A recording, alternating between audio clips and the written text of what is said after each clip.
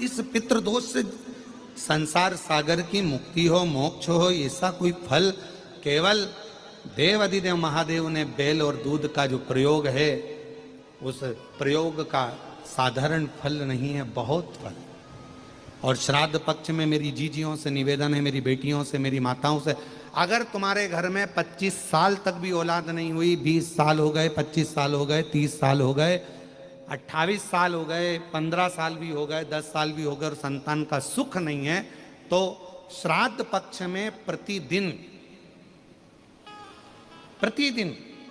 अपना जो पानी का हंडा होता है, परिंडा होता है, क्या बोलते हैं हैदराबाद में, हमको उसको नहीं मालूम, जहां पर पीने का पानी भरते हैं, हंडा बोलते हैं, मटका बोलते हैं, बाल्टी पानी की या हंडा, मटका, गगरा, जो भी भर कर रखते हो रसोई घर के अंदर पीने का, उस पानी के भरे हुए हंडे के पास में पितरों का स्थान होता है। वो पितरों के स्थान के पास में कटोरी में थोड़ा सा दूध रखिए, एक बेलपत्र रखिए, और वो बेलपत्र और दूध को आप प्रतिदिन 16 दिन तक लगातार शिव जी को रोज रखो, रोज समर्पित करना प्रारंभ करो। बस बेलपत्र शिवलिंग के ऊपर और दूध जहां अशोक सुंदरी का स्थान है, आपको मालूम होगा, जरा ध्यान देंगे, ये शिवलिंग, ये जलाधारी, ये भगवान शंकर का शिवलिंग है, ये जलाधारी है, माता पार्वती जी का हस्त कमल, और सामने जो चरण है जहां से पानी बहता है,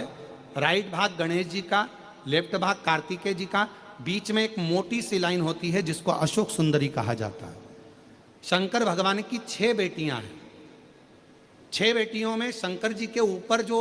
कलश रखा होता है, उसमें से जो बूंद बूंद पानी गिरता है, वो कलश 5 बेटियों का स्थान होता है, जया, विषहरा, शामली बारी, दौतली और देव। ये शिव जी की 5 लड़कियां ऊपर और एक बेटी अशोक सुंदरी, सामने जो मोटी सी लाइन होती है जहां से शिव जी पे चढ़ा हुआ पानी गिरता है, उसके बीच में जो लाइन होती है वो अशोक सुंदरी का स्थान है। तो जिसके यहां संतान का यदि सुख नहीं है तो 16 दिन एक प्रयास करें,